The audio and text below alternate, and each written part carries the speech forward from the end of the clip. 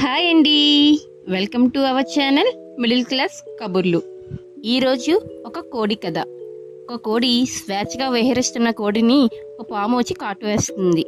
పాము కాటుకి గురైన ఆ కోడి కోళ్ళ గూడుల్లో బాధపడుతూ ఉంటే మిగతా కోళ్ళు సహాయం చేయకుండా తన విషం వల్ల మాకేమవుతుందో అనే భయంతో మిగతా కోళ్ళన్నీ ఆ గాయపడిన కోడిని బహిష్కరిస్తాయి. పాపం ఆ కోడికి నొప్పి బాధ కంటే మన అనుకున్న వాళ్ళే సహాయం చేయలేదన్న బాధతో అక్కడ నుండి ఏడుస్తూ దూరంగా వెళ్ళటం మొదలు పెడుతుంది. అది చూసి మిగతా కోళ్ళు వెళ్ళని, దూరంగా వెళ్తే చనిపోతేనే మంచిది అందరికీ అని చెప్పుకొని ఉంటాయి. మరికొన్ని కోళ్ళు చనిపోయి ఈ పాటి గద్దలు కూడా పీక్కొని తినేసి ఉంటాయని మరికొన్ని అంటాయి. మరికొన్ని కోళ్ళు ఏ పాపం చేసిందో అని గుసగుసలు ఆడుకుంటూ ఉంటాయి. ఉండగా మరుసటి రోజు ఎగురుకుంటూ ఒక పక్షి వచ్చి కోళ్ళ వద్దకు చేరుకొని, మీ తోబుట్టు ఇంకా చనిపోలేదు, పాము కాటు వల్ల తన కాలు మాత్రమే పోయి లోయలో జీవించి ఉంది, కాకపోతే ఆహారం లేక చాలా అవస్థపడుతుంది, మీ సహాయం కోసం ఎదురు చూస్తుంది అని చెప్తుంది. కోళ్ళ గూడులో ఉన్న కోళ్ళు ఒక్కొక్కటి ఇలా చెప్తున్నాయి, నాకు గుడ్డు పెట్టే సమయం అయ్యింది, నేను రాలేను అని అంటుంది. మరికొన్ని కోళ్ళు, నా పిల్లలు చిన్నవి, వాటిని చూసేవాళ్ళు లేరు, నేను కూడా రాలేను అంటుంది.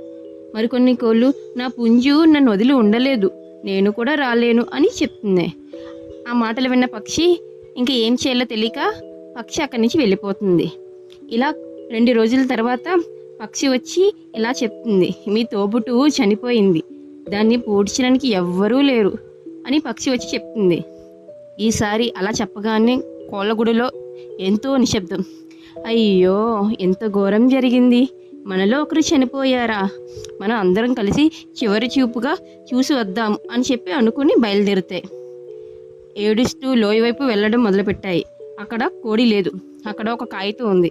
కాగితం పైన ఇలా రాసి ఉంది, జీవితంలో కష్టకాలంలో రోడ్డు దాటి 4 అడుగులు వేసి సహాయం చేయడానికి ఇష్టపడని వాళ్ళు 100 మైళ్ళ దూరం అయినా వచ్చి బాధను వ్యక్తం చేయాలని చూస్తారు, అందుకే నీకు నా చివరి చూపు దక్కకుండా చేస్తున్నాను అని ఉంటుంది కాగితంలో. కదా, కోడిది కాదు, కుటుంబంలో ఉంటూ ఎదుటివారిని బాధని పట్టించుకొని మనలాంటి వ్యక్తులది. బ్రతికినప్పుడు ఎవరూ లేరు, చనిపోతే మాత్రం బంధువుల జాతరలా ఉంటుంది. ఇది మన మధ్యతరగతి వేదన. బ్రతికితే ఎవరికి విలువలేదు, బ్రతికిన మనుషుల్ని పట్టించుకోండి, చనిపోయిన తర్వాత చూపే ప్రేమ వారికి వినపడదు. మానవత్వం అంటే బ్రతికిన వాళ్ళకి ప్రేమను గుర్తింపును ఇవ్వటం, రాకపోయే దినాల్లో కాదు, ఉన్నప్పుడే వారికి చూపించాలి. ఈ కథ వల్ల మోరల్ మీకేం అర్థమైందో కామెంట్ సెక్షన్లో చెప్పండి.